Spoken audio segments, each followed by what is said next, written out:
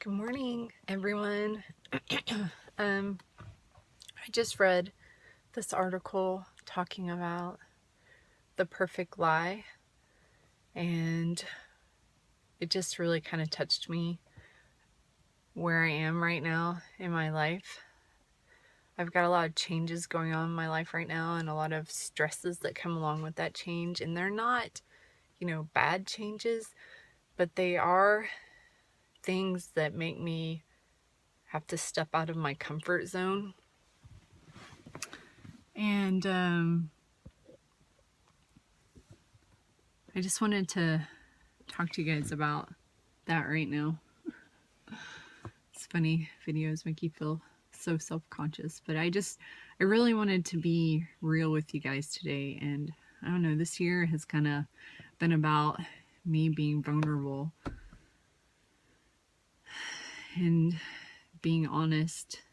And so that's where I am at right now, and that's why I'm here in my PJs without any makeup on, because I want you guys to know that that you are enough, exactly what you are right now, with the help of your Savior. When you take Him as your partner, you're enough.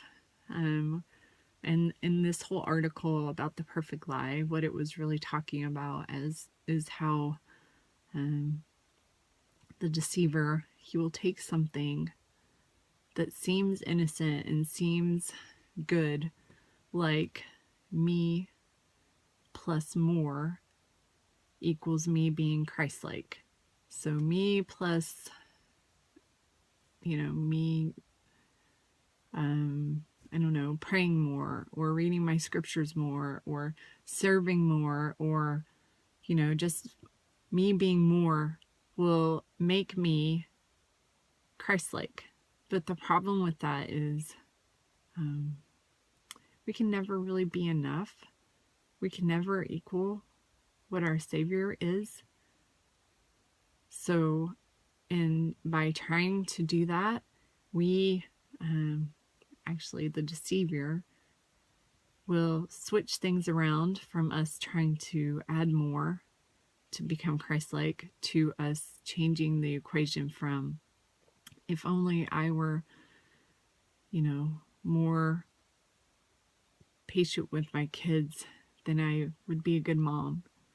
Or maybe if I were, could lose a little weight, then I would be happy.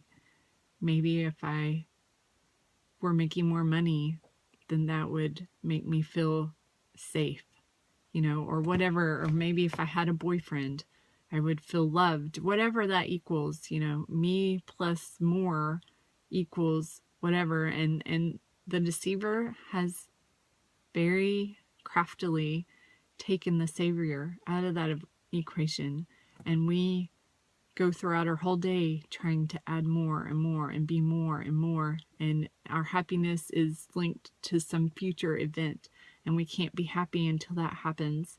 And and then we're miserable, and every night we go to bed feeling like a failure.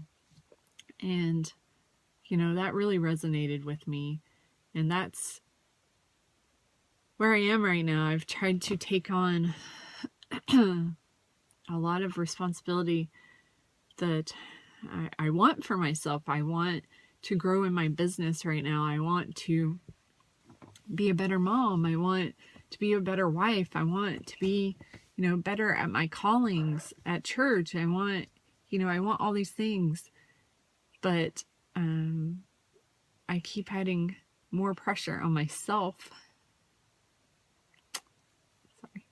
And it's never enough. But with this talk that I just read, and I really encourage you guys to read this talk as well. And if you don't want to read it, there's a video. But what she talks about is how when we stop trying to be more and do more and realize that our Savior asks only that we are what we are right now, and that we trust Him and we partner with Him. And when we add Him, me plus Christ, what that equates to is he takes broken things and he takes things that are not enough and he creates powerful results. And he takes people like me and you and he makes us amazing, and he makes us be able to do things that we can never comprehend on our own. And that is where that's where I forget. I constantly have to remind myself, am I partnering with my Savior right now? Or am I trying to do this on my own? So I encourage you guys to think about that. And if you think about the parable of the 5,000 people and the loaves and the fish, and how, he had all those people to feed, and the disciples are like, what are we going to do? We can't feed all these people. And Christ says, well, what do we have? And they're like, well, we have a couple loaves and we have a few fish. And he's like, that's enough. And he takes his power and he multiplies and he provides more than enough. And at the end of the day, they had more than enough. They had plenty and enough left over. And that's what he can do in our lives. That's how he can transform us. He can create us to be more than we possibly can imagine. But we have to remember to include him in our life every day. We have to learn of him and come unto him and knock and ask him, help. Please help me, because I can't do this on my own. And I just wanted to share that thought with you guys. Bye.